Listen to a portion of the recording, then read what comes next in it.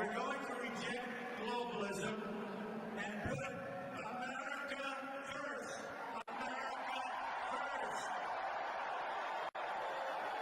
And it's going to be America first from now on. We're going to put our country first. We're going to put our American workers first.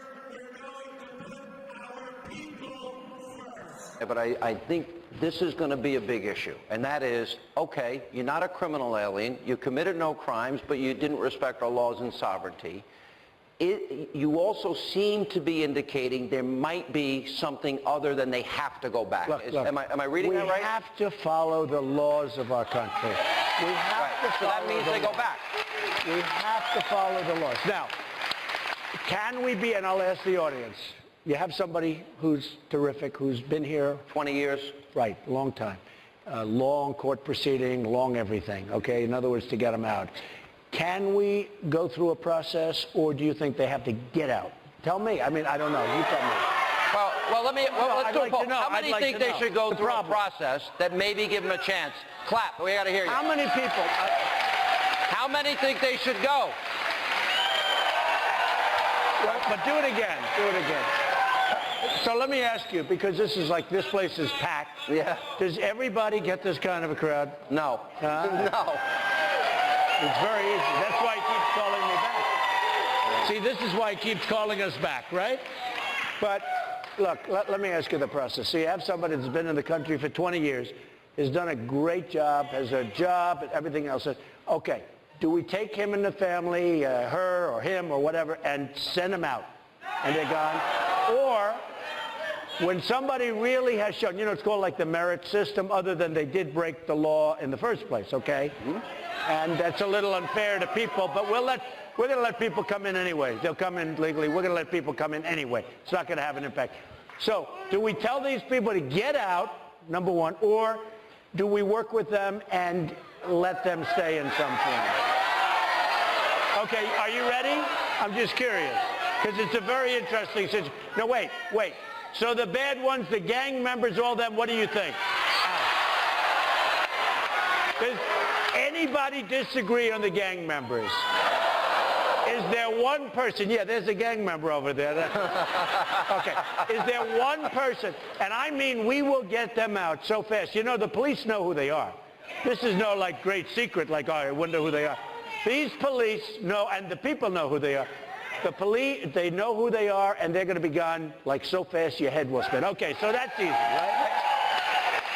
So now we have the person, 20 years, been an upstanding person. The family's great, everyone's great. Do we throw them out, or do we work with them and try and do something?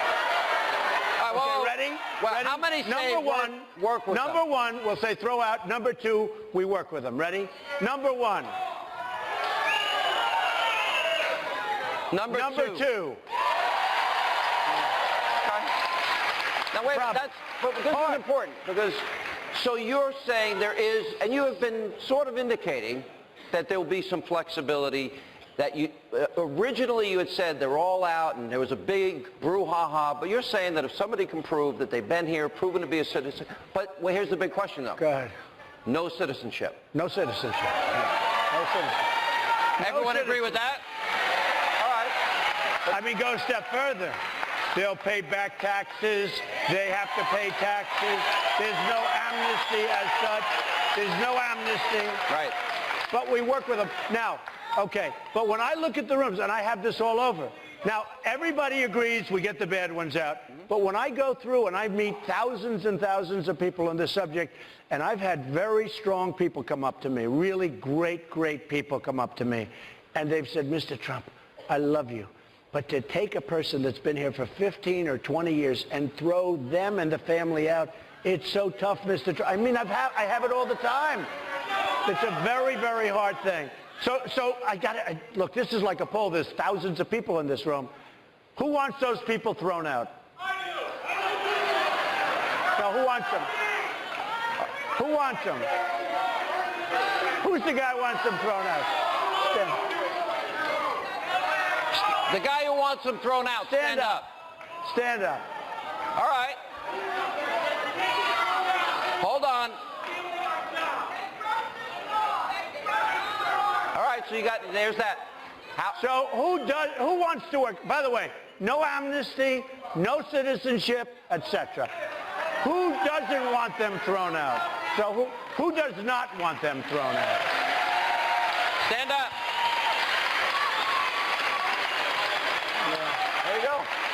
All right, so then that raises, Mr. Trump, that raises a really important question. You heard from the audience. What does your gut tell you Well, you look, want to do? this is like a poll. Right. But this is like a poll.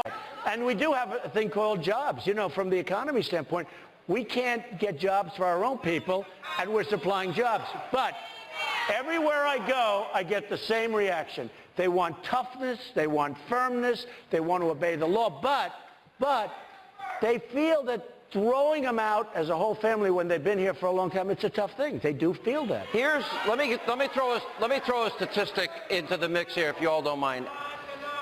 All right, so illegal immigrants, we have 95 million Americans right now out of the labor force. Right. Okay. We have the lowest More. labor participation rate in the 70s, the lowest home ownership rate in 51 years, the worst recovery since the 40s, and this guy's doubled our national debt. And we have 12 million more Americans on food stamps, Right. 8 million more in poverty. So we don't discriminate against people that are Jewish, etc. So my question Sean, is, I know exactly what your question is. When they come in from Syria and they come in through the migration and we have no idea who they are, we have no idea. They give you phony papers or they don't have any papers. We're not going to allow them to come into this country. Hillary Clinton wants them to pour into the country. We're not going to allow them to come into America. No documents needed. Our country and government have been talking about securing our borders our whole lives. In the last 50 years, we've had 10 U.S. presidents. 5 were Republicans and 5 were Democrats. Yet our borders are still unsecured. The president's number one job is Homeland Security and to protect America's sovereignty, citizens, culture, flag, language, faith, patriotism, education, economy, American jobs, and one of the most important, the future of our children and theirs to come, is to preserve and protect the patriotism and sacrifices of generations of our fellow patriots who have fought and died to protect and provide our God-given rights and constitutional rights of freedom as one nation under God. Their patriotism and sacrifices must not be in vain. Every president had the strength and power to protect and secure the United States by securing our border from the north, south, east, west, from below and above, from space and from within, foreign and especially domestic. Remember, they placed their hand on God's Bible and swore an oath to we the people, to the United States, to our Constitution, and to our Republic. When any elected official in city, state, or federal government swears an oath, they have a faithful, patriotic, and moral duty to expose all threats against the United States of America. No matter how big or small, it's their honor and duty to bring those threats to we the people, and together we will stand, fight, and eliminate such threats. But when our elected officials take no action, that's the same as a guilty action. No action is a guilty action. So why haven't we secured our borders? We'll answer that question in this video. So the question and answer we all want to know is, how many illegal aliens are in our country? Click on Pew Hispanic Center to see their claim, which is, an estimated 11.3 million unauthorized immigrants lived in the U.S. in 2014, according to a new preliminary Pew Research Center estimate based on government data. This population has remained essentially stable for 5 years after nearly 2 decades of changes. Their number of 11.3 million wouldn't even cover the amount of children of illegal aliens in our country. You can also click on Federation for American Immigration Reform, also known as FAIR, and then click on Immigration Facts. Then click on a state, and then a summary demographic state data appears. Notice that they have the illegal alien population for 2010, and also the cost of illegal aliens from 2009. After adding the data of all 50 states, they have a total of 12,005,000 illegal aliens living in the United States, a cost of almost $90 billion a year, which comes out to $7,500 per illegal per year. We could actually add the Pew Research Center total of 11.3 million with FAIR's total of 12 million, making a total of over 23.3 million. And this number still wouldn't cover the total of anchor babies living in the United States, as the numbers and the math will show in this video. So what is the true number of illegals in our country? The truth is that we really don't know, and naturally there are no accurate records. So let's do some simple math based on what we do know.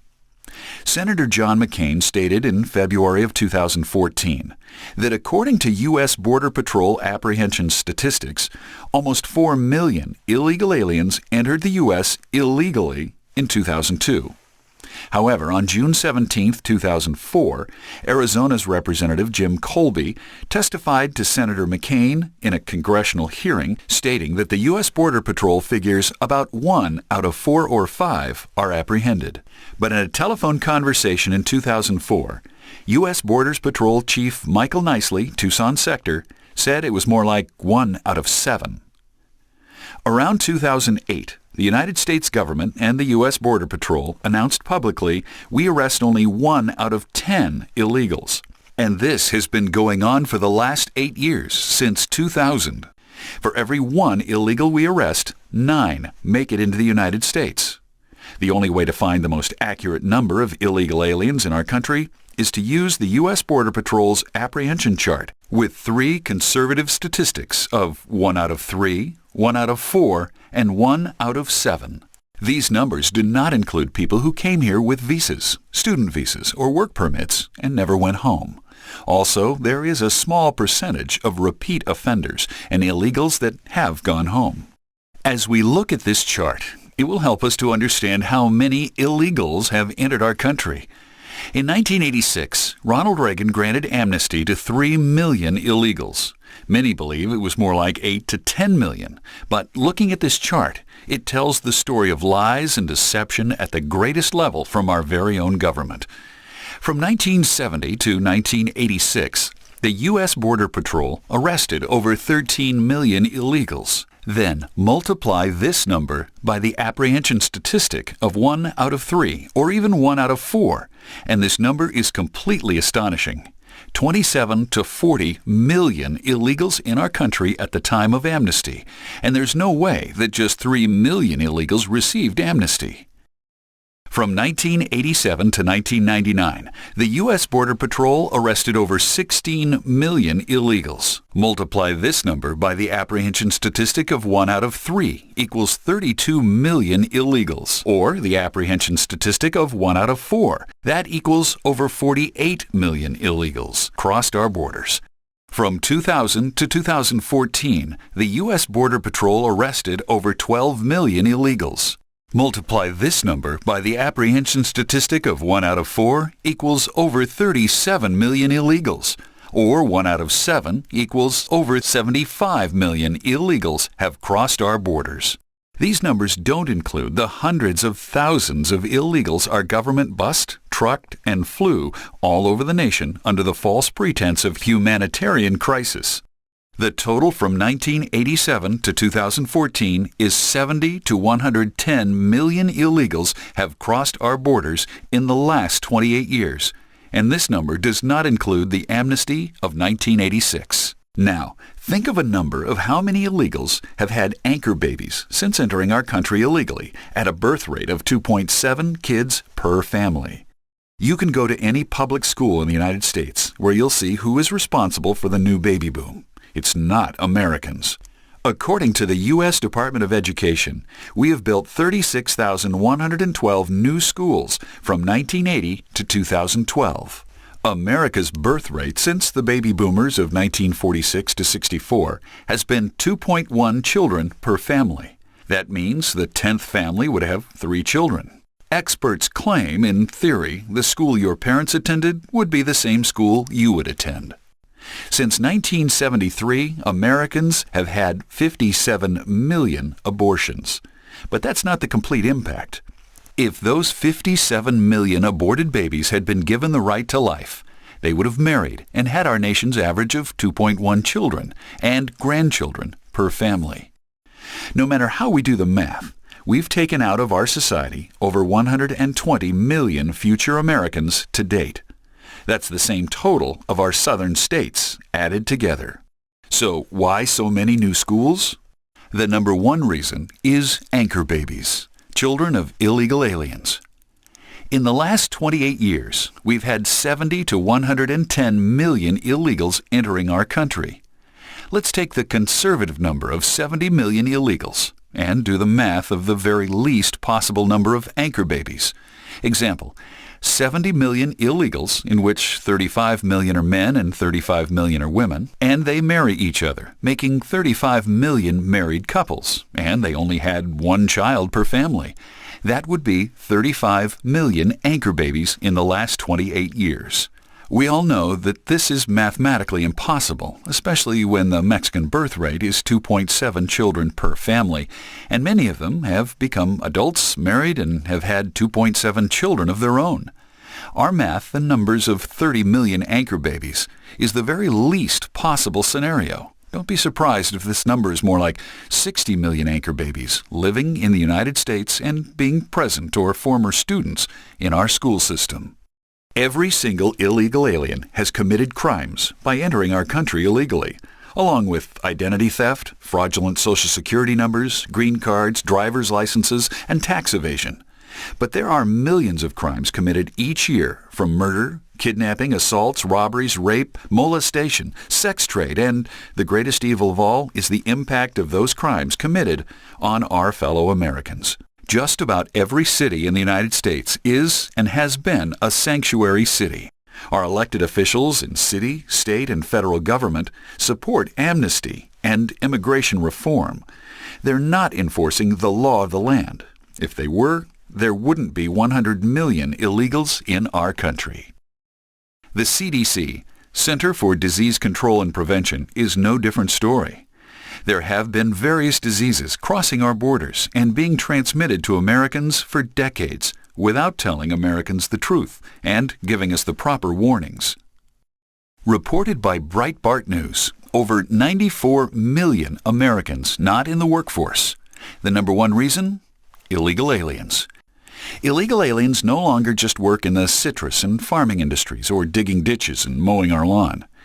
In the last 25-plus years, they're working in waste management, manufacturing, food service, meat and slaughtering houses, hardware manufacturing, janitorial, assembly lines, auto industry, every single construction trade, and even union members. There are also reports of illegals being teachers and holding public office. It's time for our voices to become actions and defend the 94 million Americans who are out of the workforce, and this includes the H-1B visa. There are thousands of corporations and companies who lobby, support, endorse, and use H-1B visa. It's never been about hiring foreign workers with specialty trades that Americans are unable to perform. It's about cheaper labor and greater profits. Recently, Disneyland fired over 250 tech workers, and this is what they were told. The dead silence was broken when the Disney executive made a harsh announcement. All of you in this room will be losing your jobs in the next 90 days. Your last day of employment for this company will be January 30th, 2015. Your jobs have been given to a foreign workforce. In the meantime, you will be training your replacements until your jobs are 100% transferred over to them. And if you don't cooperate, you will not receive any severance pay. Shame on us for allowing this to happen. It's time to boycott all participating corporations, and especially boycott Disney now. Mexico's drug cartel is a $150 billion a year business. They're established in over 300 U.S. cities with over 400,000 illegal gang members operating in over 37 states. They're smuggling millions of pounds of drugs, cocaine, meth, heroin, marijuana, and massive amounts of weapons and ammunition. How could any government allow such havoc and destruction of their citizens through drug addiction? Because it's part of their plan To have over 100 million people being drug users, abusers, and addicts, they're not paying attention to what the government is doing. They're waiting on their next government check or planning on their next crime for their next high. 14 years after 9/11, the terrorist threat is not only strong among us, but it's greater now than ever before. We have millions of illegal aliens from Middle Eastern terrorist countries: Afghanistan, Egypt, Iran, Iraq, Jordan, Kuwait, Lebanon, Libya, Palestinians, Pakistan, United Arab Emirates, Saudi Arabia, Sudan, and Yemen, who have brought with them Al-Qaeda, ISIS, and Hezbollah.